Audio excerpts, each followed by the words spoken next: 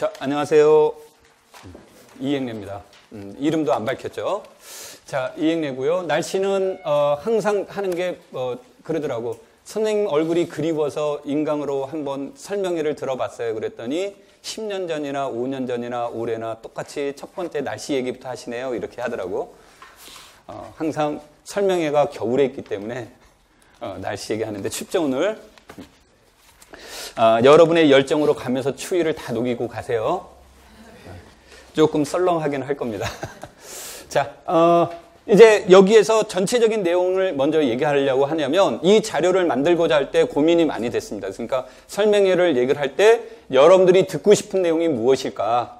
그러니까 올해 내가 이렇게 강의할 거다라는 것을 들으러 오려고 하지는 않았을 거다. 그래서 올해 여기 들어오려고 하는 것은 시험의 흐름이 어떻게 변화되고 있고 그 다음에 내가 앞으로 어떻게 준비를 해야 되겠고 이런 것에다가 초점을 두고 여기 오지 않았을까라는 생각이 들어서 똑같은 내용을 가지고 다양한 관점으로 접근해 보려고 노력을 했습니다.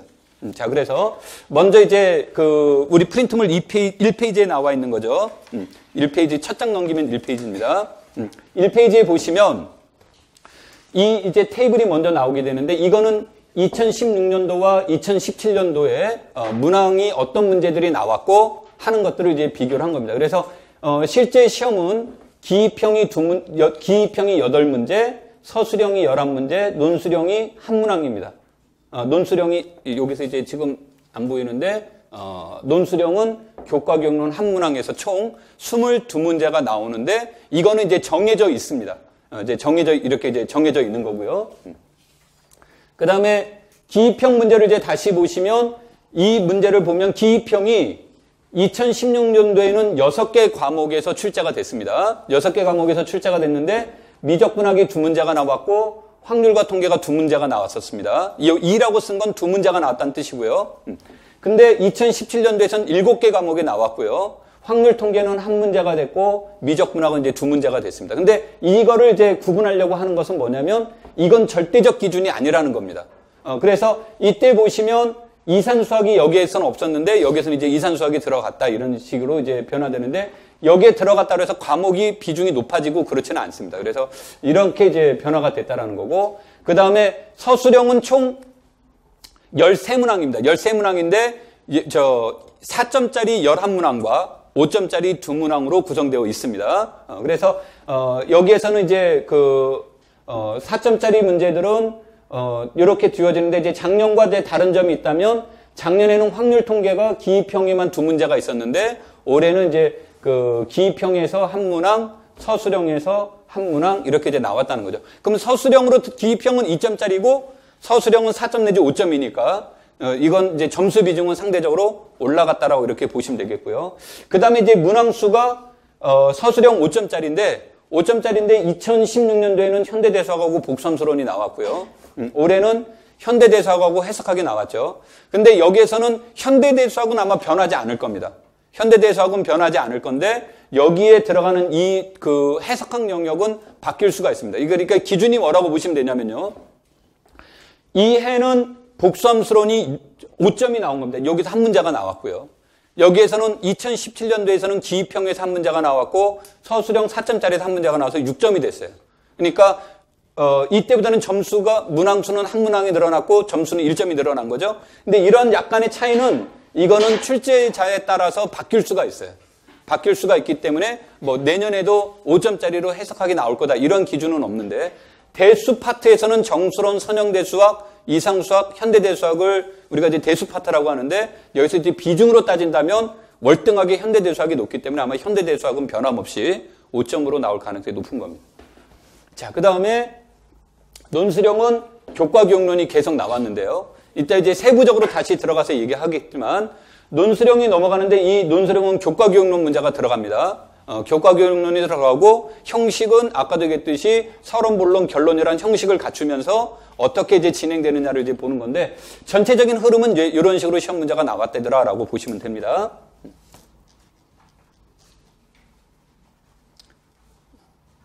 자, 그 다음에 이제 이거는 이제 항상 기준이 이겁니다. 올해 시험 본 거는 2016년도에 시험을 봤지만 시험은 2017년도 발령장이 나는 건 2017년도죠. 그래서 항상 연도가 1년 정도의 차이가 있습니다. 그리고 이건 2016년도고 2017년도는 아직 결과가 나와 있지 않기 때문에 2017년도 자료는 모릅니다. 근데 내가 여기에다가 이제 이 내용을 쓴 것은 뭐냐면 1차 합격선을 보시면 1차 합격에는 전공, 아까도 교과교육론 20점이 들어가 있고요. 전공 80점이 들어가 있는 겁니다. 그러니까 전공 점수만이 아니에요. 그래서 이게 지역별로 약간의 차이가 있습니다만 여기에서는 일반 장애 뭐 이런 것도 일반 장애 또 경우에 따라 지역 이렇게 있습니다만 우리는 이제 보편적으로 일반으로 시험 보는 거니까 일반으로 기준으로 본다면 서울이 59점이 가장 높은 점수였습니다. 전국적으로. 서울이 가장 높았고요. 그 다음에 경남을 보시면 경남이 50.34가 최저 점수입니다. 그러니까 100점 만점에 60%도 안 되는 거죠. 그래요, 안 그래요? 그러면 이제 보통 그 교육학이 정확하게 몇 점 정도인지는 알 수 없지만 한 13점 내외로 본다면 13점 내외로 본다면 전공은 37점 정도에서 46점 정도의 점수 편차가 나오겠죠. 그렇죠? 이제 그 정도의 점수가 나오게 되는데 전공 부분들은 이제 보통 여러분들이 시험을 볼 때 이게 굉장히 중요한 말인데 50% 정도를 알면 합격할 수 있다는 얘기가 되는 겁니다. 근데 문제는 이제 50% 정도를 안다라는 거죠. 50%면 80점 만점에 40점에 해당이 되는 거죠. 내가 40점을 다 맞고 나머지 40점에서 찍어서 5점 정도 맞추면 여유 있게 뭐가 된다라는 얘기입니까? 합격할 수 있다라는 거죠. 그래요, 안 그래요? 그래서 우리에게 필요한 건 찍는 것도 필요합니다. 무슨 말인지 이해됐습니까? 근데 이게 찍는다라는 게 뭐 우리가 단답형처럼 이렇게 찍어서 나오는 문제가 아니죠. 그래서 그런 것들을 하기 위해서는 여러분들이 배경적 지식을 공부를 해야 되는데 내가 이 50%라는 말한 이유는 뭐가 되냐면 준비를 하시는 분들이 늘 습관처럼 맞다. 중고등학교 때 늘 100점 맞아왔기 때문에 100점 맞아야 된다라는 생각으로 접근을 해 나가는 거죠. 그러니까 100점을 맞아야 된다고 생각을 하는데 물론 공부는 그렇게 하는 게 제일 좋죠. 그런데 문제는 뭐냐면 후반부에 갔더니 100점이 안 나오는 거죠. 그러니까 심리적으로 막 불안감이 쌓이기 시작을 합니다. 그걸 불안감이 쌓여서 내가 알고 있는 게 50%가 나왔음에도 불구하고 자기가 맞는 점수는 50%가 안 나와 버려요. 그래서 여러분들이 공부할 때 이것을 이제 내가 보통 이거는 매년 달라질 수 있기 때문에 공개를 잘 안 합니다. 이건 뭐 인터넷에 다 나오는 자료입니다만 안 하는데 이 얘기를 하는 건 여러분들이 너무 쫓기면서 공부하시지 말아라라는 뜻으로 얘기를 하는 겁니다. 무슨 말인지 이해되겠죠? 자, 그래서 오늘 이제 할 내용들은 아까도 했지만 2015부터 2017 이제 서술형으로 바뀐 건 2014부터입니다. 2014부터 바뀌었는데 2014는 너무 완성되지 않았어요. 완성되어 있지 않고 지금하고는 좀 내용도 많이 다르고 그래서 이 비교하기에는 적절하지 않아서 2014년도는 비교해서 뺐습니다. 그래서 2015, 2016, 2017을 과목별 점수 비교, 그다음 문항 형식에 따라서 해보고 그다음에 과목별 구체적으로 어떤 문제가 나왔는지 과목별 분석이라는 말은 구체적으로 어떤 문제들이 출제가 됐었는지를 한번 비교해보면서 어떻게 준비할 것들을 체크해보자는 얘기고요. 그 다음에 4번과 5번을 보시면 A형, B형이 나와 있죠. 이건 아까 간단하게 이건 아마 인강 듣는 분한테는 말을 안 했는데 이 내용은 내가 수업하기 위해서 이 자료를 제공해 주는 건 아닙니다. 기출문제 해설이 아니니까. 그런데 이 안에는 작년에 나왔던 시험 봤던 문제와 해설이 다 들어가 있어요. 그래서 통상적으로 이거를 하면 문제 따로 넣고 해설 따로 넣고 해서 여러분들 보고 풀어보시오라고 이렇게 얘기를 하는 게 이제 일반적인데 여기 딱 문제 넣고 바로 해설을 넣은 이유 중에 하나는 지금 여러분들이 너무 스트레스 받아가면서 볼 필요는 없고 어떤 식으로 접근하는지 정도만 봐둬라라는 차원에서 문제와 해설이 같이 들어가 있습니다. 여기서는 한 3문제 정도만 수업을 하고 넘어갈 겁니다. 그 다음에 이제 6번째 영역별 분포도라는 말이 나와 있죠. 이건 뒤에 가서 이 영역별 분포도는 따로 수업은 안 할 겁니다. 자료로만 제공을 해줄 건데 이거는 교과교육론을 제외한 전 과목이 92년도부터 올해 2017년도까지 어떤 문제들이 나왔는지 제목만 이렇게 써놓은 겁니다. 연도별로. 그래서 참고하시라는 차원에서 넣은 거고 그 다음에 7번이 학습 전략은 이제 하나는 광고 그러니까 1, 2월에 나는 어떻게 강의할 거라는 광고가 조금 들어가 있어요. 또 광고할 때부터 채널 바꾸면 안 되는 거 알죠? 광고가 조금 들어가 있고 그 다음에 이제 뭐가 들어가 있냐면 여러분들이 1월부터 10월까지 어떻게 공부하는지 무슨 과목은 언제 어떻게 공부할 건지를 이제 간략하게 쓴 게 이제 여기에서 학습 전략이라는 데서 들어가 있습니다. 그래서 그와 같은 형태로 수업이 진행이 될 건데 여기에서 오늘 수업 이제 강의의 핵심은 2015, 2017년도의 과목별 분석하고 그 다음에 학습 전략이 여기에서 이제 내가 여러분들하고 주로 강의하고 싶은 내용은 이제 그 안에 이제 들어가 있습니다. 그래서 그걸 이제 참고로 해 보시고요. 자, 그럼 본격적으로 이제 들어가도록 하죠. 자, 과목별 이제 점수 비교를 보시면, 이제 내가 이거를 가장 크게 것 중에 하나가 뭐냐면, 내가 여러분한테 드린 프린트물이 흑백이죠. 흑백이다 보니까 내가 하고 싶은 이 표현이 잘 안 나온 것 같아서 이제 이걸로 하게 된 건데요.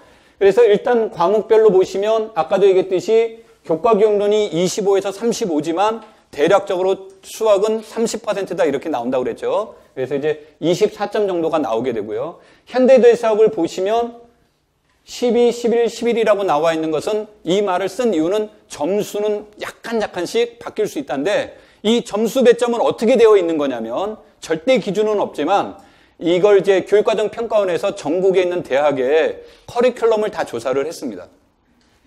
커리큘럼을 조사하고 나서 무엇을 하냐면 전공 필수와 전공 선택들이 나오겠죠? 그 다음에 그러면서 이 과목을 이수하기 위해서는 몇 학점이 필요한가요? 그러면 학점이 나오게 되면 학점이 높으면 점수가 높아지는 거고 학점이 낮으면 점수는 상대적으로 낮아지고 하는 형식으로 구성이 된 겁니다. 그러니까 인위적으로 뭐 현대가 중요하니까 점수가 높다 그런 차원은 아닙니다. 그리고 이거는 아까도 약간의 차이가 있을 수 있고 해석학도 10점, 10점, 9점으로 이렇게 나와 있고요.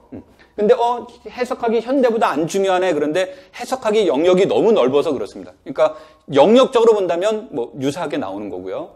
그 다음에 미분기하가 7.6.6점, 복수함수론이 5.6점, 뭐 확률 통계가 4.6점, 정수론 선대가 4점씩 나왔고 이 가장 미스테리한 게 위상 점수가 위상이 낮아졌습니다.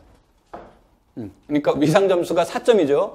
아마 일반적으로 대학에서 보면 커리큘럼 상으로 본다면 위상이 복소나 미기 이것보다 절대 낮지 않습니다. 낮지 않는데 아까 내가 말한 것처럼 학점하고 이렇게 한다 매치시킨다 그런 얘기를 했죠. 그것에 비하면 위상은 4점이 조금 나도 잘 이해가 안 됩니다. 이게 왜 4점이 계속 나오는지. 내가 그래서 이 얘기할 작년까지만 해도 무슨 얘기를 했었냐면 위상 점수는 분명히 올라갈 거다. 그런데 안 올라가서요. 굉장히 무한하죠. 그래서 이제 이 얘기를 했는데, 뭐 이것도 나도 이제 그건 약간 미스테리합니다만, 뭐 하여튼 4점이 나오고 있습니다. 이거는 뭐 그렇고, 미적분학은 2.4점 4점인데, 이게 미적분학 4점이 아까 이제 기평에서만 나온 건데, 두 문항이 나온 건데, 이거는 미적분학으로만 볼 거냐, 미적분학과 해석기학으로 볼 거냐, 또 이 문제를 해석하게 한 부분으로 볼 거냐라는 것은 사람에 따라 달라지고 통상적으로 해석학, 미적분학을 합쳐서 고등미적분학이라고 많이 얘기를 합니다. 그래서 아마 그분들이 고등미적분이라는 차원에서 이렇게 집어넣지 않았을까라는 이제 생각은 듭니다. 그래서 근데 그분들이 뭐 이거를 제공하지 않았기 때문에 나도 이제 정확하게 알 수는 없고요. 이건 내 입장에서 해설을 한 겁니다. 자, 그래서 뭐 내가 이것 때문에 이거 한 겁니다. 칼라로 보여주고 싶어서. 그래서 이제 총점은 이제 80점 만점의 문제였는데 보시면 이걸로 보시면 어떤 과목이 중요한지가 아마 한눈에 이렇게 들어오게 되겠죠. 그래서 이제 빅3가 교과기억론, 현대대수학, 해석학 이 세 과목이 빅3가 돼서 이 세 과목은 1월부터 시험 보는 날까지 매번 공부해야 될 과목이다. 이렇게 이제 생각하시면 됩니다. 자, 그래서 아까 거는 이제 내가 무엇으로 얘기를 했었냐면, 점수별로 봤다면, 이제 시험 문항별로 이제 볼 수가 있겠죠? 그래서 문항별로 보면, 교과기억론은 5문항 정도가 나왔고요. 현대대수학은 셋이 나왔는데, 2015년도에서는 논술형이 2문제가 나왔어요. 그래서 20점이 나왔는데, 논술형 2문제 중에 한 문제는 현대대수학이 나왔고, 한 문제는 해석학이 나왔습니다. 그런데 이제, 아까도 했지만, 2016년도부터는 이게 정해놨어요. 정해놔서 이제 교수 출제위원들이 마음대로 바꿀 수 있는 게 아니라서 그래서 이때는 이제 한 문항들로 이제 나오게 돼서 이 문항 수는 늘어났지만 실질적으로는 그런 거고요. 그 다음에 해석학은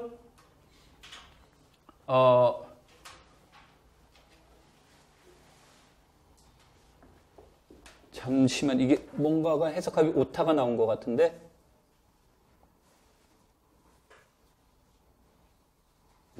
요거 해석하고는 오타가 나온 것 같습니다. 1, 2, 하나, 둘, 하나가 아닙니다. 요건 이제, 이때는 해석하기 두 문제가 나왔습니다. 이때 두 문제가 나왔는데, 기평 한 문제하고 논수량 한 문제가 나와서 두 문제가 나온 거고요.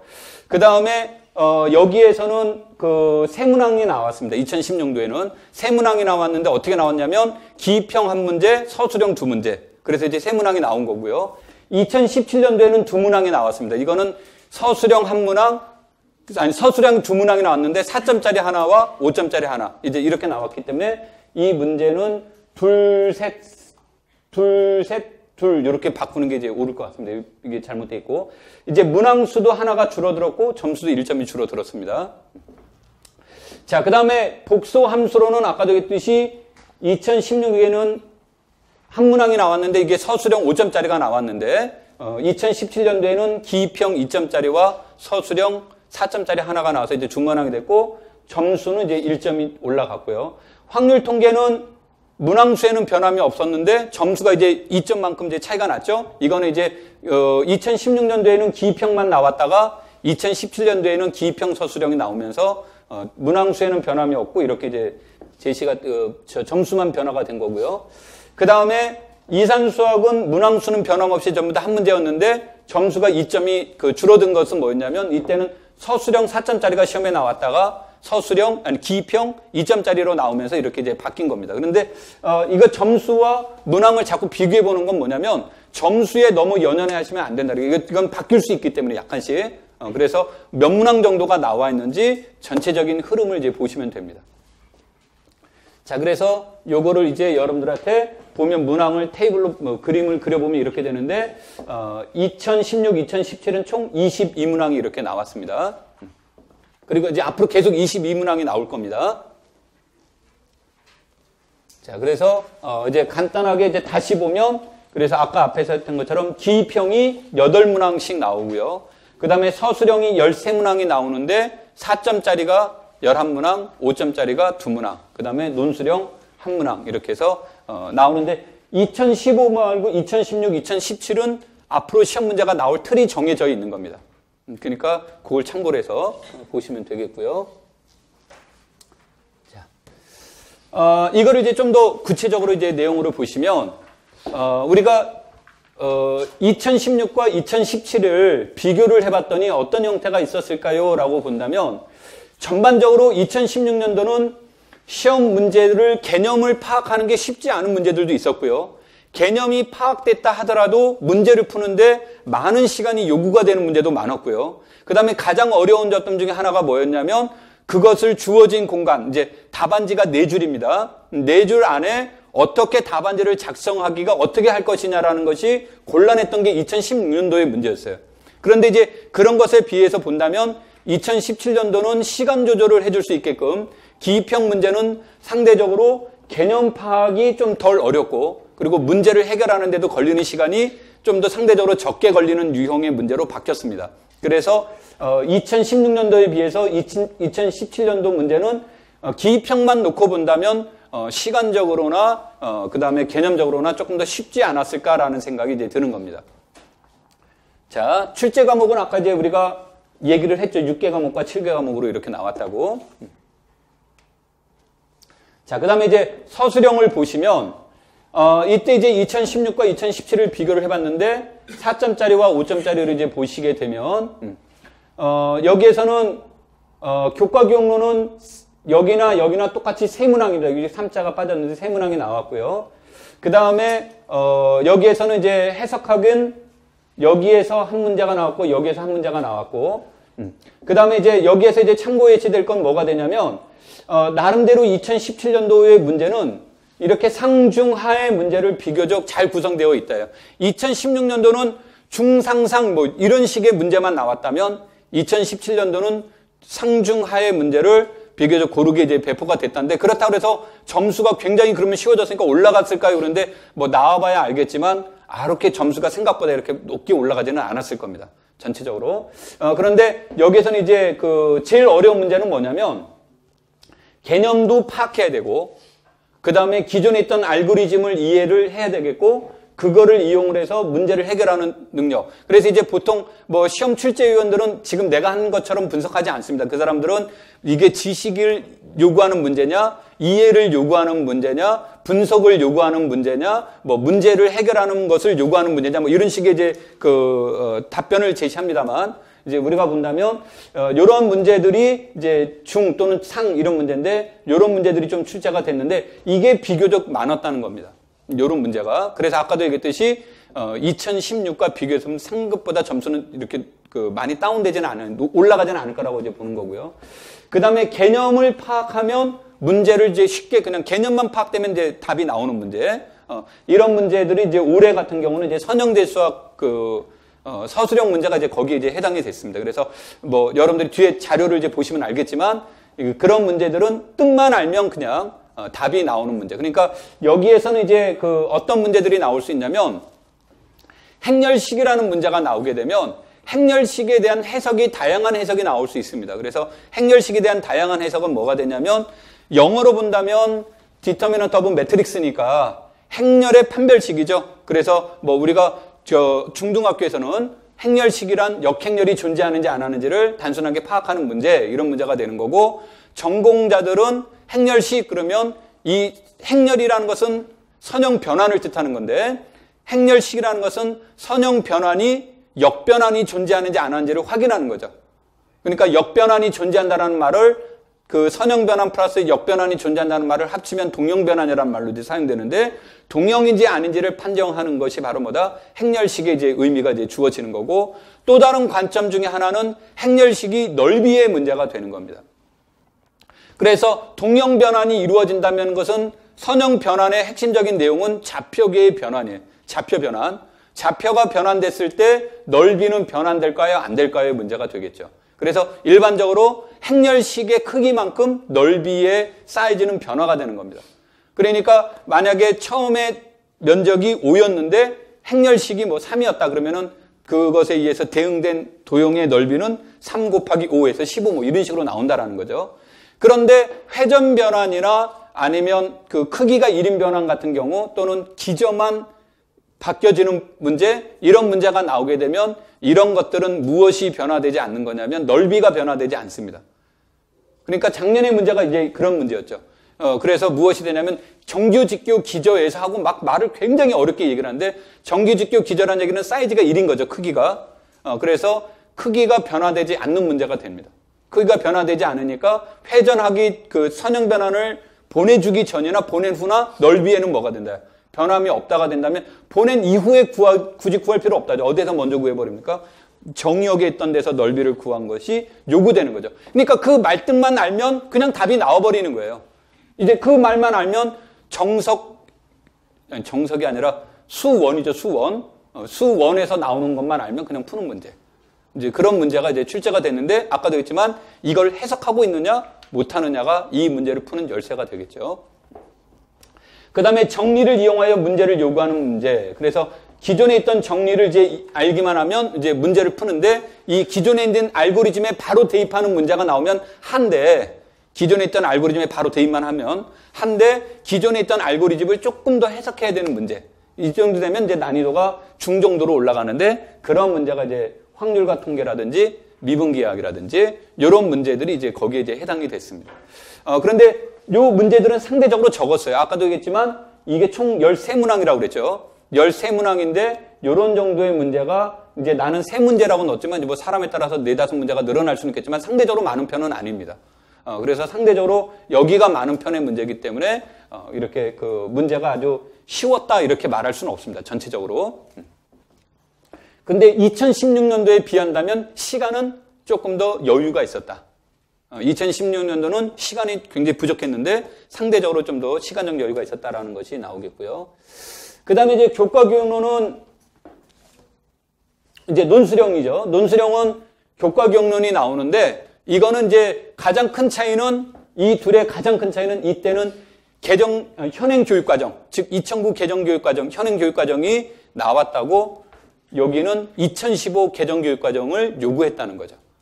그렇다고 해서 뭐 큰 변화가 일어납니다. 그렇지는 않습니다. 그러니까 거기에 틀에서 물어봤지만 이런 것들인데 여기에서는 일단 논술의 형식을 갖추고 있으나 이런 말이 나왔는데 아까 이제 논술의 형식을 갖추라고 그랬으니까 서론본론 결론의 형식을 이제 갖추고 있으나 논술형보다는 서술형에 가까운 문제다 이렇게 이제 볼 수가 있습니다.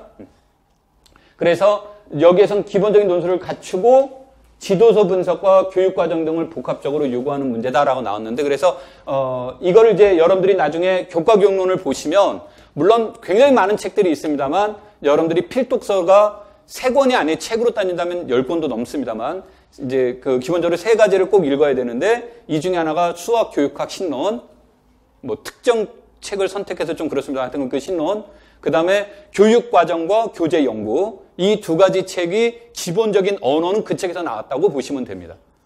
그래서 그거를 기초로 해서 이제 공부하시는 게 제일 좋고 그 다음에 전체적인 안에 들어가는 각각의 구성 문제들은 그 책만으로는 곤란하고 여러분들이 교사형 지도서에 있는 내용들을 봐야 돼요. 근데 교사형 지도서가 책이 꽤 많죠. 그래서 그런 내용들을 이제 같이 봐야 된다. 이렇게 이제 보시면 되겠습니다. 그래서 논술형, 내가 자꾸 이 말을 하는 건 서술형에 가깝다라고 한 말은 겁먹지 마시오. 이제 이런 뜻으로 자꾸 얘기하는 겁니다. 자, 그래서 이런 내용들을 조금 더 이제 우리가 구체적으로 들어가서 그럼 교과교육론은 어떤 문제들이 나왔었는지 이제 이런 것들을 이제 보도록 하죠. 그래서 뭐 이 내용들은 앞에서 이제 계속했던 내용이고요. 전반적으로 이제 수학 교육 심리학, 교수 학습 방법, 평가, 문제 해결, 뭐 수리 철학 여기는 안 들어갔습니다. 수리 철학 이런 것들이 골고루 출제가 됐다. 그러니까 쉽게 말하면 수학 교육론에 나와 있는 모든 문제들이 내용들이 다 뭐다? 시험 문제 특정 부분보다 전반적으로 이제 나왔다라는 얘기가 되는데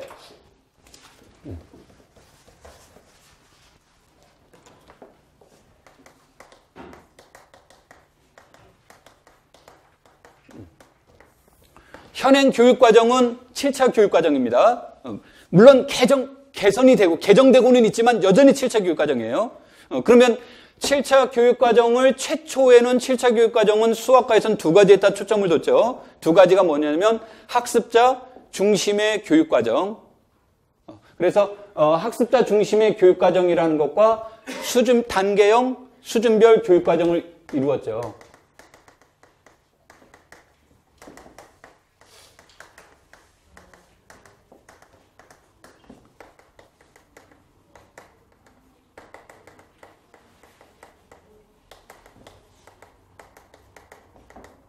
이렇게 이제 최초에 운영이 됐는데 물론 지금은 단계형 교육과정은 아니죠. 그 다음에 이제 수준별 교육을 강조를 하게 되는데 수준별 교육을 하기 위해서는 거기에 걸맞는 교재들이 어떻게 되겠습니까? 구성되어야 되겠죠. 그리고 뭐 여러분들이 아마 교과서를 보시면 그 나와 있지만 뒤에 가면 기본 문제, 심화 문제 막 이렇게 형태들이 나와 있는 게 수준별 교육을 염두에 둔 이제 내용들이 되는데 이 문제는 수준별 교육과정을 구성하기 위해서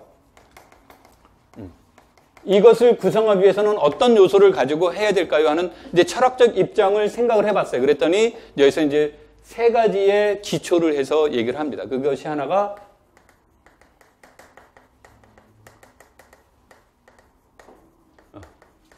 수준별 교재를 구성하기 위해서는 역사 발생적 원리에 기초해야 된다.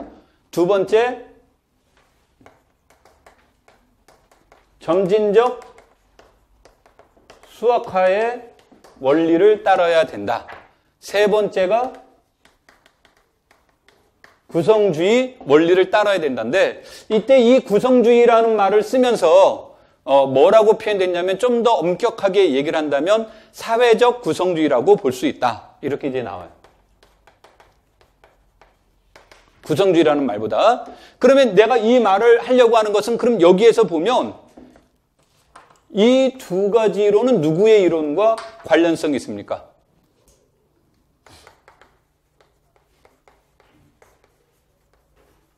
프로이덴탈의 이론이죠.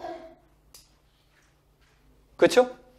그러면은 내가 이제 이런 얘기를 하는 이유는 어디에 있습니까? 라는 것은 여러분들이 공부할 때 교육과정, 교육 철학이 뭐냐라는 것은 여러분들한테 시험 방향을 제시해 주는 거예요. 그러니까 프로이덴탈과 관련된 이론이 시험에 안 나오면 이거하고는 배치되는 건데 교사는 이런 겁니다. 우리가 입시 문제하고 교사 임용 시험하고의 차이점은 뭐냐면 수능은 뭐예요? 앞으로 얘가 와서 얼마만큼 공부를 잘할 능력이 있는지를 평가하는 거죠. 교사 임용 시험은 뭐예요? 이 사람이 얼마만큼 준비가 되어 있습니까를 보는 거예요. 그러니까 교사로서의 자질이 있습니까? 교육 과정을 얼마만큼 이해하고 있습니까? 완성된 사람을 뽑는 거고, 수능은 완성되어 있는 것보다 앞으로의 발전 가능성을 더 염두에 두는 거예요. 이 말을 말하는 이유 중에 하나는 여러분들은 그래서 오자마자 발령장을 받아도 이분은 교사로서 충분히 훌륭합니다라고 하려면 교육 과정이 어떻게 돼 있고 교육 철학이 무엇이고 이런 것들이 이미 갖춰져 있어야 되겠죠. 그래서 여러분들 시험이라는 것은 그래서 그런 것의 틀에 맞춰서 항상 시험 문제는 내게 되어 있다. 그러니까 뭐 이거를 물어보는 문제는 안 나오더라도 이것을 기초로 해서 시험 문제는 구성되어 있을 것이다 라고 보시면 되는 겁니다. 무슨 말인지 이해되겠습니까? 자, 그래서 여기서 이제 다시 보시면 돼 있지만 프로이덴탈, 여기서 눈여겨볼 내용은 프로이덴탈과 관련된 이론이 꾸준히 출제되고 있다 이거죠. 그 다음에 여기에 또 하나가 뭐가 되냐면 우리가 참고하는 것은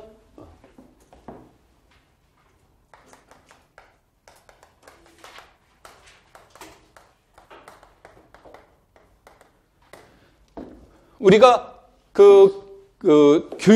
교과 경론에서 본다면 가장 우리에게 큰 변화를 주고 충격을 준 것은 현대화 운동이죠. 우리나라에는 3차 교육과정에 직접적인 영향을 준 겁니다. 현대화 운동. 그래서 이때 현대화 운동 때는 여러분들은 학교에 안 다녔을 겁니다. 안 태어났으니까. 그래 주로 여러분들의 부모님이 학교에 다니던 시절입니다. 그리고 내가 늙은 것 같은데 나는 젊습니다. 젊은데 이상하게 그때 학교를 다녔어요. 그런데 이제 이때는 뭐가 되냐면 이런 식이죠. 2 더하기 3은 3 더하기 2와 같습니다. 왜 이럴까요? 그랬더니 철수가 손들었어요. 둘 다 5이기 때문에 같습니다. 그러면 땡 그러는 거죠. 그래서 영희가 손들었어요. 덧셈의 교환법칙이 성립하기 때문에 그렇습니다. 그러면 딩동댕 이런 식이에요. 어렵습니까? 쉽습니까? 이해할 수 없죠. 지금 교육과정은 그렇지 않습니다. 지금 2 더하기 3은 5입니다. 3 더하기 2는 5입니다. 라고 초등학교에서 하는데 과거의 초등학교는 그렇게 안 했다라는 얘기죠. 그게 이제 현대화 운동에 나타난 특징들이죠. 근데 이제 이런 것들이 이루어지면서 그러니까 당연히 뭐가 됩니까? 어렵고 뭐 초등학교 학생들이 얼마나 사고 수준이 높다고 그런 걸 배우겠습니까? 우리 중학교 때 뭐도 배웠냐면 루트 2를 구하는 방법 이런 것도 배웠습니다. 요즘 루트 2 구하는 방법 아마 교사들 중에도 모르는 분들이 많을 겁니다. 루트 2를 구하는 방법 어떻게 구합니까? 계산기가 구해주죠. 그래요? 안 그래요? 그래서 그런 루트 2를 구하는 방법을 다 배우고 뭐 중학교 때 간접증명법, 규류법 이런 것도 중학교 때 다 배웠습니다. 이게 현대화 운동이 가져다준 선물입니다. 그래서 어떤 선물을 받았냐면 수학을 싫어하게끔, 징후하게끔 오죽하면 선생님들이 그러죠. 내가 만든 이론 아니야 이런 거죠. 그러니까 이제 그런 것들이 이제 현대화 운동이 가지고 있는 문제였고 그 문제 이후에 나오면서 뭐가 됐습니까? 기초로 돌아가자 그래서 백투 베이직으로 이제 넘어가게 되는 거고 그 다음에 뭐 나오는 게 문제 해결 능력을 강조한 게 80년대 이후에 이제 문제 해결 능력을 이제 강조하는 거고 우리나라 교육 과정에서 본다면 문제 해결력을 강조하기 시작한 건 5차입니다. 문제 해결력이라는 말은 4차 때도 나왔습니다만 5차 때부터 이제 강조하기 시작을 한 거고요. 그 다음에 세계사적 흐름에서는 90년대 이후에 수학적 힘의 신장을 강조를 했고요. 우리나라 교육과정은 7차 교육과정부터 수학적 힘의 신장을 강조하기 시작을 했습니다. 여러분들이 수학적 힘의 신장을 얘기를 하면은 이때 이것에 대한 내용은 어떤 것들이 있습니까? 그러면은 수학적 추론이 들어갑니다. 추론하는 능력. 여기에 밑줄 이렇게 그어놨죠.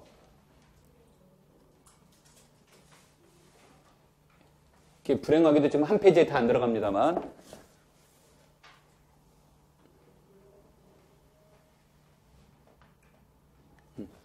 여기에서 들어갔지만 2015년도에도 추론이 나왔어요.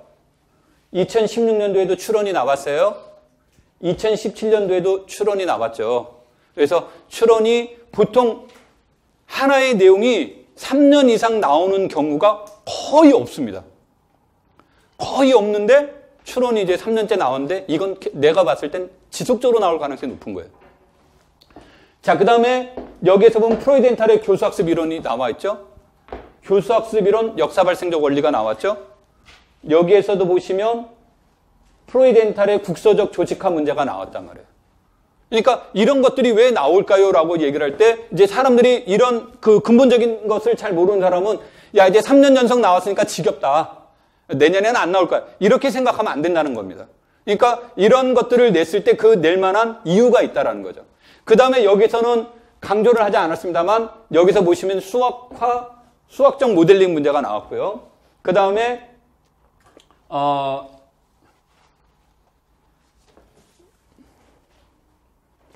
여기에서 보시면 폴리아의 출원 문제가 나왔죠.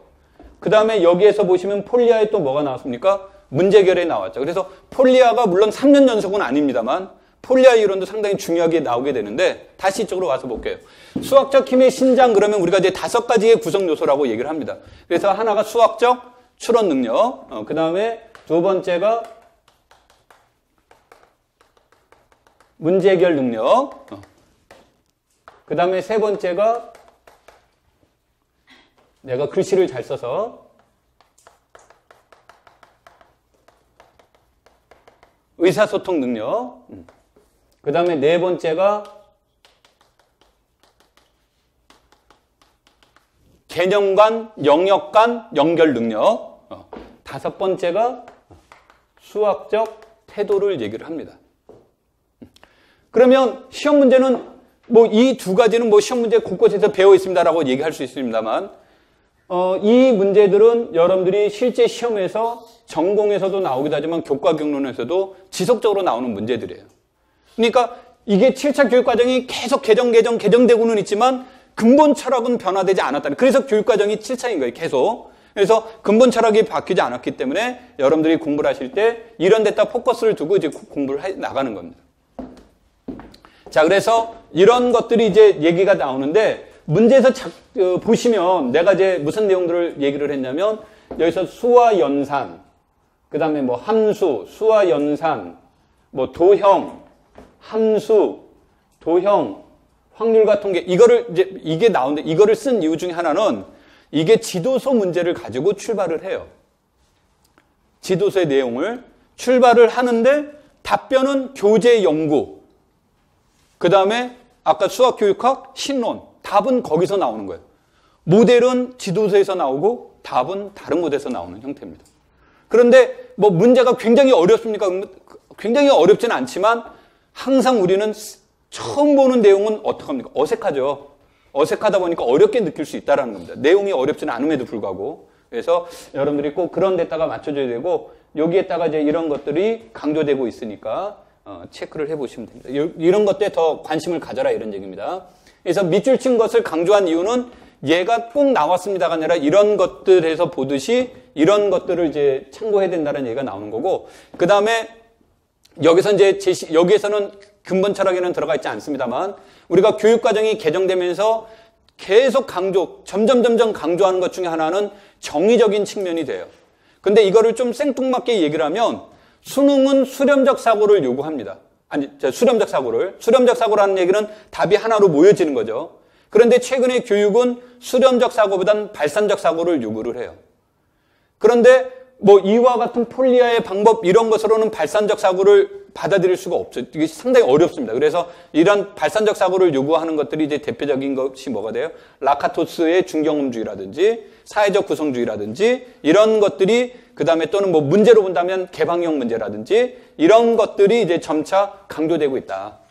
강조되고 있는데 이런 것들이 이제 시험에 나왔느냐 안 나왔느냐. 라카토스는 이제 2015년도에 나오긴 했습니다만 이게 나왔느냐 안 나왔느냐의 문제는 2차적인 문제다. 언제든지 나올 개연성은 매우 높다. 그래서 이제 그런 것들도 여러분들이 이제 참고해서 봐야 된다. 이렇게 이제 보시면 되겠습니다.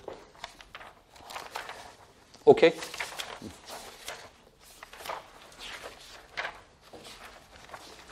자, 그 다음에요.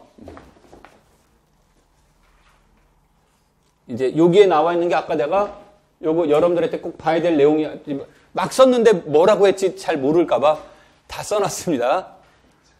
무슨 말인지 이해됐죠?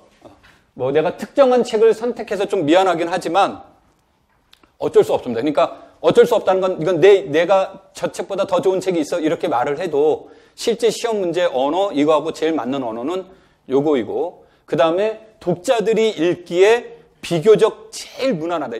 그러니까 다른 건 더 어렵다는 얘기입니다. 제일 무난한 책들이 또 요 책들입니다. 그러니까 여러분들 이걸 참고해서 보시면 도움이 될 거예요.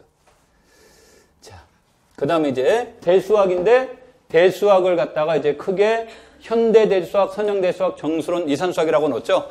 왜 과목별로 따로 넣지 이렇게 했습니까? 라고 물어본다면 보통 출제위원이 교과교육론 내신 분이 내고 대수학은 한 분이 냅니다.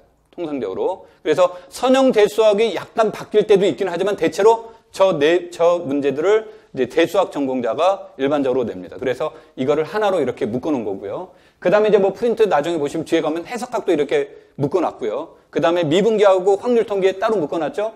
미분계하고 확률통계는 이분들이 들어가는 경우보다 보통 이제 그 대수하신 분이 확률통계 낼 때도 있고 해석학 전공자가 확률통계 낼 때도 있고 교과교육론 전공자가 낼 때도 있고 그래요. 그러니까 뭐 비교적 다를 수 있기 때문에 그런 이제 큰 틀로 이렇게 놓은 겁니다. 자, 그래서 현대대수학과 선형대수, 정수론, 이산수학의 문제로 보는데 여기에서도 이제 2015, 2016, 2017년도의 문제를 보시면 군에 대한 문제가 각각 한 문항씩 나왔습니다만 군의 문제가 한 문항씩 나왔지만 이건 나도 이해를 잘 못하겠습니까? 아주 우연입니다. 이건 우연이라고 해석하는데 잉여군이 나왔어요. 그러니까 잉여군은 우연이라고 생각합니다. 그런데 필연이라고 보는 건 윗수 문제는 필연이라고 봅니다. 그러니까 이게 대수 문제에서 군론에서는 내가 이제 군론을 다른 말로 군의 조직을 이해하는 데 있다라고 이렇게 얘기를 하는데 여기에 핵심적인 내용이 윗수 문제입니다. 그래서 잉여군에다가 포커스를 두시지 말고 이제 내가 포커스를 두고 싶은 건 윗수 문제에다가 포커스를 두고 공부하는 게 낫겠다 이렇게 보는 겁니다. 그 다음에 또 하나는 여러분들이 가장 사랑하는 현대대수학에서 가장 사랑하는 문제, 뭐 이 사람 때문에 현대대수하는 맛이 생깁니다라고 하는 게 누굽니까? 갈루아, 그쵸? 여기에서도 확대치의 차수 밑에 보시면 여기도 갈루아가 나오죠. 대수 공부하는 이유죠. 갈루아 때문에 한다는 사람들이 많습니다. 그쵸? 반응들이 막 뜨거운데 이걸 갖다가 자, 이 갈루아에 대한 이론들이 이제 나오게 되는데 내가 이제 뭐라고 얘기를 하냐면 갈루아가 나오는 것을 콕 집어서 말할 수는 없지만 내가 내 견해에서 본다면 두 가지 이유를 들 수 있다. 두 가지 이유를 들 수 있는데 하나는 뭐가 되냐면 갈루아체 이론에 군환체 현대대수학의 모든 이론이 갈루아 이론에 다 들어가 있어요. 그러니까 갈루아 이론 하나로 현대대수학 전체를 물어보기 현대대수학 한 문제를 내라 그러면 갈루아를 내야 맞는 겁니다. 그런 의미에서 이제 갈루아가 나오는 거고요. 그 다음에 또 하나의 관점에서 보면 뭐가 되냐면 이게 2000년대 초반까지만 하더라도 갈루아가 시험 문제에 나온다라는 건 상상을 못했습니다. 상상을 하면 안 됐어요. 왜냐하면 갈루아는 학부 수준의 이론이 아니다. 물론 갈루아 이론은 갈루아가 18에서 18살 때 그때쯤 쓴 이론입니다. 제정신이 아니죠. 그런데 이제 이 갈루아가 대학에 사범대학에 입학 원서를 냈는데 떨어졌습니다. 떨어지고 나서 썼는지는 모르겠지만 열이 받아서 썼는지 모르겠지만 그때 이제 쓴 겁니다. 이론을 써가지고 학회에 냈는데 학회에서 이게 뭐야 하고 그냥 휴지성에 휙 집어 던졌는데 100년 후에 창고 정리하는 과정에서 갈루아 이론이 나옵니다. 그러면서 이제 그 감동의 물결이 오늘날까지 이렇게 이제 오게 되는데 이게 처음에는 갈루아 이론이 상당히 어렵습니다. 어렵기 때문에 이게 학부 문제입니까 아닙니라고 했을 땐 2000년대 초 중반까지도 갈루아 이론 근처도 안 나옵니다. 기출문제에서도. 그러다가 이제 뭐가 되냐면 우리나라는 조금 시간적으로 조금 늦긴 합니다만 우리나라는 이제 90년대 후반부터 이제 암호에 관련된 것에 대한 이제 관심도가 높아집니다. 뭐 여러분들이 암호 그러면 암호의 제일 친근감 가는 암호는 일단 비밀번호죠. 하여튼간 암호에 관련된 게 연구가 이제 늘어나면서 우리가 과거에 관심을 덜 가졌던 정수론 이론과 그 다음에 갈루아 이론이 부각되기 시작합니다. 그러니까 이쪽을 전공하는 사람 입장에선 갈루아는 뭐 절대적인 이론이 되는 겁니다. 그래서 이제 그런 의미도 이제 부여되지 않았을까라는 두 가지 측면에서 갈루아 이론들이 강조되고 있다 이렇게 이제 볼 수 있습니다. 그래서 여러분들이 좋아하든 안 좋아하든 일단 시험에 이렇게 나오고 있다. 이렇게 나오고 있다라는 거고요. 그 다음에 이제 정수론 입장에서 보시면 정수론에서는 고체 합동식의 원시근을 이용한 윗수 알고리즘 문제가 나왔는데 굉장히 다양한 스펙트럼으로 시험 문제가 나왔지만 내용은 하나입니다. 합동식과 윗수 문제입니다. 합동식의 해와 윗수 문제 이 두 가지를 가지고 다양한 관점으로 물어보는 겁니다. 그래서 정수론은 여러분들이 쉬울 수도 있고 뭐 비교적 점수는 조금 잘 맞는 편에 속하는데 오늘 이 문제 풀어볼까 해요. 점수를 잘 맞는 문제 중에 하나인데 올해 문제를 딱 보면 알면 참 쉬운데 모르면 통 모르는 문제가 이제 올해 나왔던 거죠. 이게 이제 문제 해결에 대한 어떤 아이디어, 개념 파악을 하는 문제가 이제 나왔던 내용 중에 하나입니다. 이산수학은 여기서 생성함수 이렇게 이런 실수를 범했네. 이산수학이 여기 있는 그래프의 이해가 있죠. 내가 이거 표 만들면서 근데 올해는 내가 진짜 잘 만들었다고 막 혼자서 자화자찬하고 있었는데 강의하다 보니까 잘못됐네. 이게 지금 이게 2015 문제고 2016이고 2017년도에 요게 들어가야 돼요. 그래프의 이해가. 요 그래프의 이해가 요 자리에 들어가야 되는데 2015에 다 들어가 버렸습니다. 내가 여기서 즉석에서 수정시켜드리면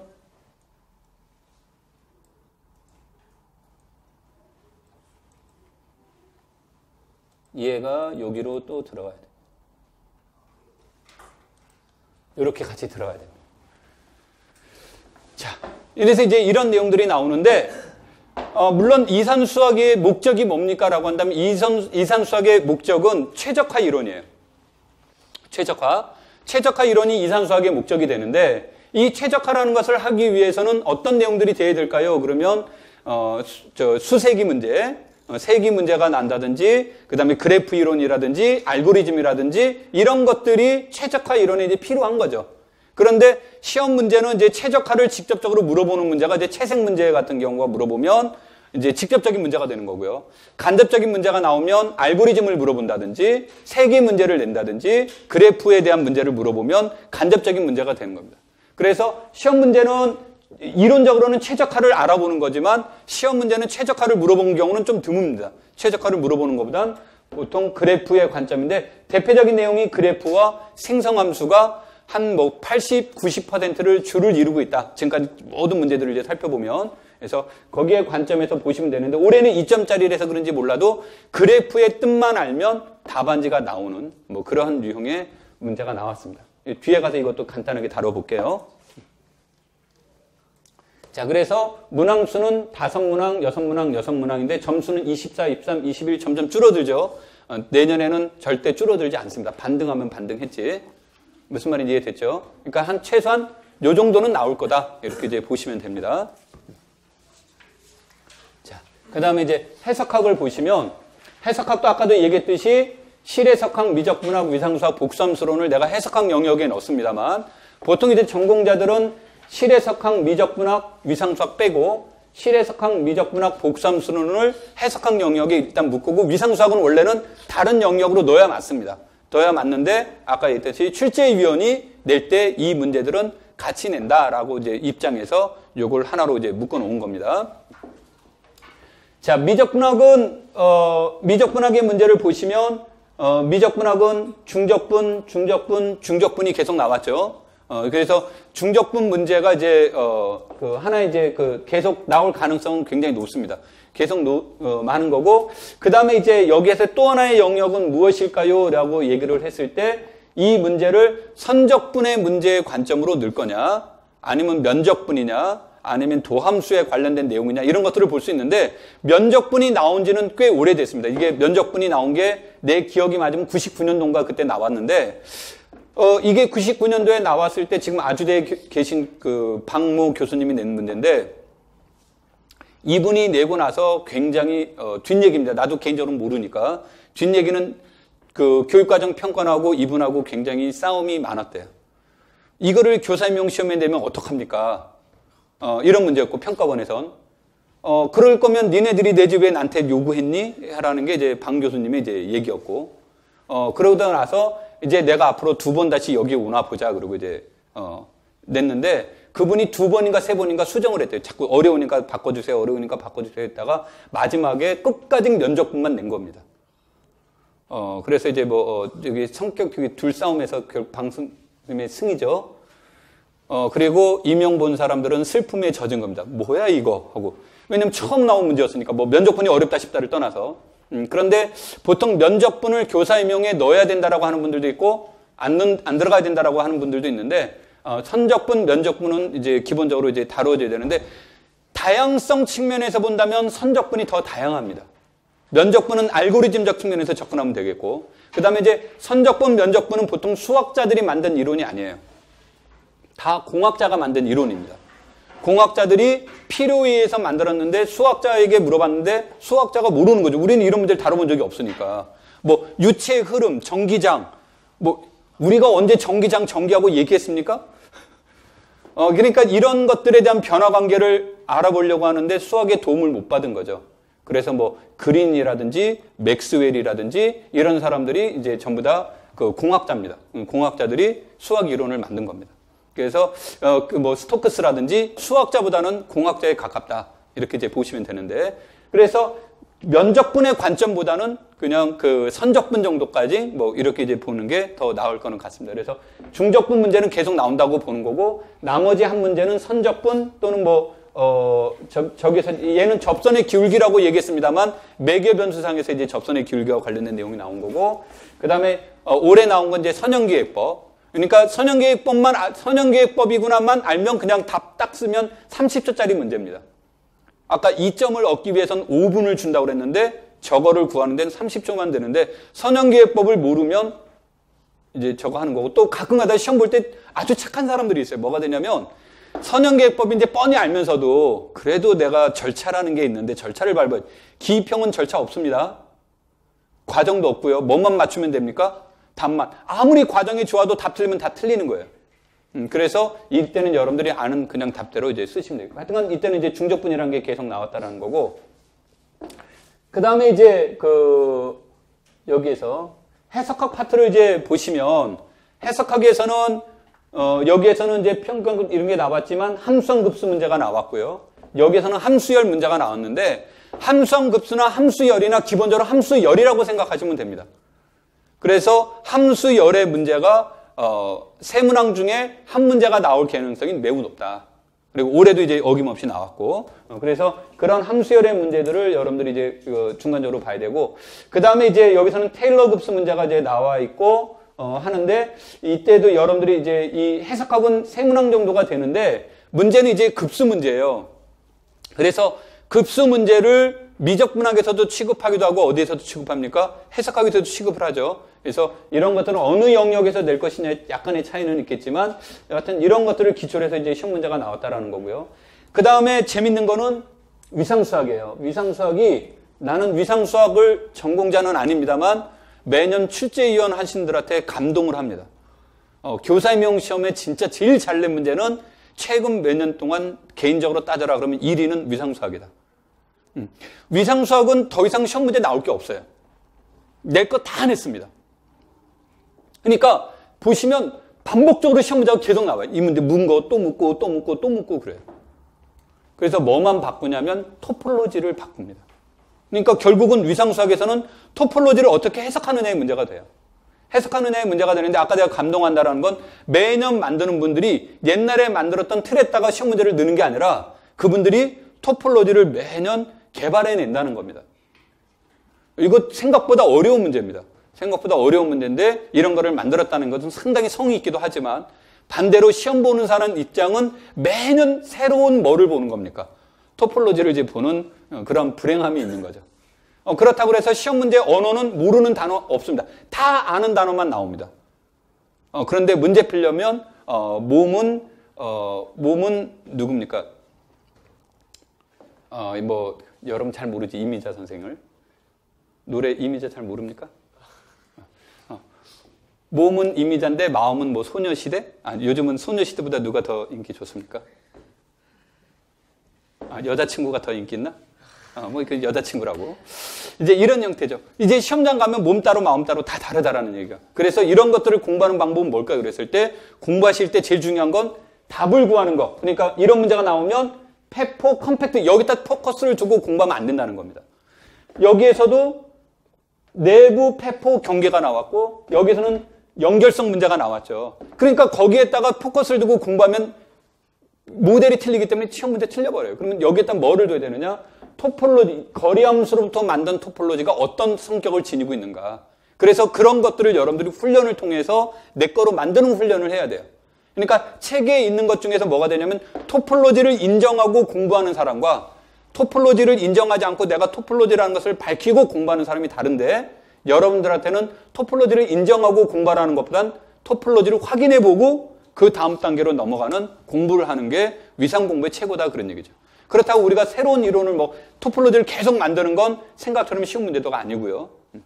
그래서 다른 과목은 모르겠지만 위상수학만큼은 기출문제가 최고의 책이다.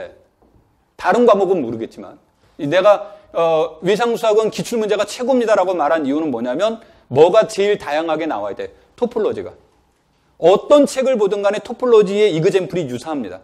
근데 기출문제는 그 틀에서 벗어나 있어요. 그래서 그 틀에서 벗어난 문제를 이해하기에는 기출문제를 참고하는 게 도움이 됩니다. 이해되셨죠? 기출문제를 다 풀어보라는 뜻이 아니에요. 무엇을 이해하는데? 토폴로지를 이해하는데 기출문제에서 나온 모델을 참고하라 이런 뜻입니다.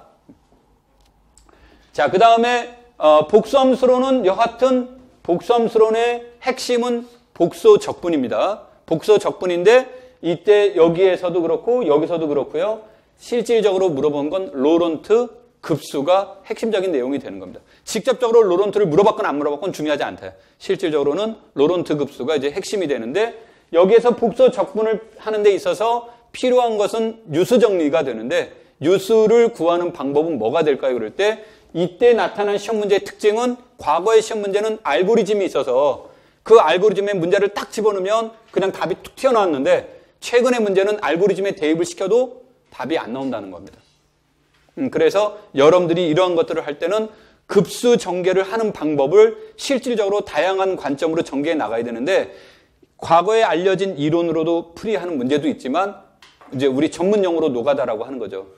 몸으로 직접 뭐 해보는 거, 계산을 통해서 로런트 급수를 해보는 거. 이건 여러분들한테 중요한 건 자신감을 주는 겁니다. 그냥 막 문제를 풀 때 알고리즘에 대입시켰던 문제가 알고리즘 바깥의 문제가 나오면 시험장에서 어떨 할 줄을 몰라요. 그런데 그러니까 이제 이런 거죠. 우리는 지금 오늘날 같은 경우 집에서 밥할 때 뭐가 됩니까? 땔감 이렇게 넣고 거기에다가 밥솥에다가 물 맞춰서 이렇게 안 하고 그냥 전기밥솥이 알아서 해주죠. 그런데 놀러 갔는데 밥하려고 하면 무슨 밥이 나옵니까? 3층밥이 나오죠. 그래서 위에 거 걷어내고 앞에 거 버리고 가운데 것만 먹으면서 역시 산에서 먹으니까 맛있어 그러죠. 속으로는 단 생각하면서. 시험장에 들어가면 뭐가 되냐면 이런 크다라고 보시면 돼요. 여러분들이 기존의 이론을 공부하는 건 잘 갖추어진 데서 공부를 했는데 시험장 가면 완전히 다른 환경에서 다른 상황이 발생이 돼요. 그러니까 그런 환경에서 내가 접근하려면 어떻게 됩니까? 그랬을 때 평상시에도 그런 훈련들을 해놔야 된다는 거죠. 상황에 따라서 접근하는 법도 다르다는 거. 그래서 이런 얘가 왜 나왔습니까? 못 봤죠 방금? 자, 그래서 여러분들이 이제 문제를 해 나갈 때 그런 내용들을 갖다가 이런 것들은 아까도 했지만 다른 내용은 내가 그렇게 말 안 했지만 위상수학하고 복수함수로는 자꾸 뭐라고 얘기를 했습니까? 그 잘 만들어진 것 가지고 공부하면 안 된다요. 물론 그거 공부 안 해도 안 됩니다. 공부를 해야 되지만 그것만 가지고는 안 된다라는 겁니다. 그래서 할 땐 꼭 손으로 계산해보는 훈련이 중요하다라는 얘기를 한 겁니다. 무슨 말인지 이해됐죠?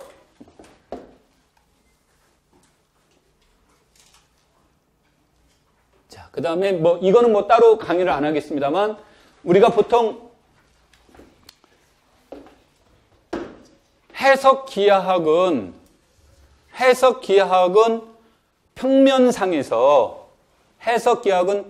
평면상에서의 곡선을 이해하고 연구하는 게 해석기하학이라고 한다면 미분기하학은 공간상에서 곡선, 곡면을 이해하는 게 미분기하학이에요. 그러면 곡선을 이해하는데 첫 번째는 뭐가 되겠습니까? 곡선이 어떻게 휘어졌는지를 알아보려고 하겠죠. 그렇죠? 그럼 곡선의 휘어진 정도를 알아보는 게 곡률이라고 하는 거죠. 그래서 곡률이 중심이 되는 겁니다. 근데 이게 이제 공간상으로 넘어가려고 하는 거예요. 그러니까 평면상에서는 이렇게 삐져나갈 수가 없죠. 평면상에서는 하나에서만 있는 거니까. 근데 공간이 되면 뭐가 됩니까? 이 평평한 데서 얘가 삐져서 나갈 수 있죠. 여러분 주변에서 대표적으로 보는 것 뭐가 있습니까? 나팔꽃 같은 경우 이렇게 보면 어떻게 돼요? 이렇게 나선으로 올라가는 거라든지. 그러니까 이런 것들이 뭐가 되냐면 평면에서 벗어난 정도가 무엇입니까? 평면에서 벗어난 정도. 이거를 사람들이 이렇게 말하면 어려우니까 다른 말로 쓰죠. 비꼬임 정도가 어떻게 됩니까? 이제 일명 비꼬임률이라고도 하고 하는 거고 또 다른 말로 뭐라고 그래요? 연률이라고 하는 거죠. 그래서 평면에서는 당연히 평면에서 벗어나는 게 없으니까 평면상에서의 곡률은 연률은 뭐가 되는 거예요? 0이 되는 거고. 평면상에서 벗어나면 연률은 이제 0이 아닌 거죠. 이제 그런 것들을 알아보는 것들이 이제 공간상에서 물어볼 수 있는 거죠. 그게 곡선의 문제에 나오는 거고. 근데 곡면의 문제다. 그럼 곡면에 있을 때 곡률이라는 것은 무엇을 기준으로 놓을 것이냐라는 문제가 나오겠죠. 그래서 이제 그런 것을 우리가 수직으로 잘랐을 때, 면을 잘랐을 때 선이 나온다. 그래서 이런 것을 알아봅시다가 벅곡률의 문제가 될 거고. 그 다음에 곡면 자체의 곡률들을 알아보자가 이제 가우스 곡률의 문제가 될 거고. 그 다음에 측지선. 측지선이라는 말은 쉽게 말하면 최단 거리를 얘기하는 거예요. 가장 짧은 거리로 가는 거. 그 측지선이 주어졌을 때 그 측지선의 곡률은 어떻게 되는지 알아봅시다가 측지곡률이고. 그래서 이런 것들을 주로 알아보는 게 바로 무엇의 문제다? 미분 기하학의 문제예요. 그런데 이 문제의 치명적인 약점은 정역이 1차원이거나 또는 2차원이고 공역이 3차원이라는 거예요. 그러면 합하면 4차원 또는 몇 차원이 되는 겁니까? 5차원이 돼서 우리가 평면에서 그릴 수 있는 게 대략 3차원인데 5차원은 그릴 수 없죠. 그래서 직접적인 이해가 잘 되지 않는다는 것이 돼요. 그래서 이런 문제는 개념 문제를 물어보면 상당히 어렵고 그 다음에 알고리즘 문제를 물어보면 알고리즘은 익히 알려져 있으니까 상대적으로 뭐가 돼요? 안 어렵고 이제 하는 겁니다. 무슨 말인지 이해됐습니까?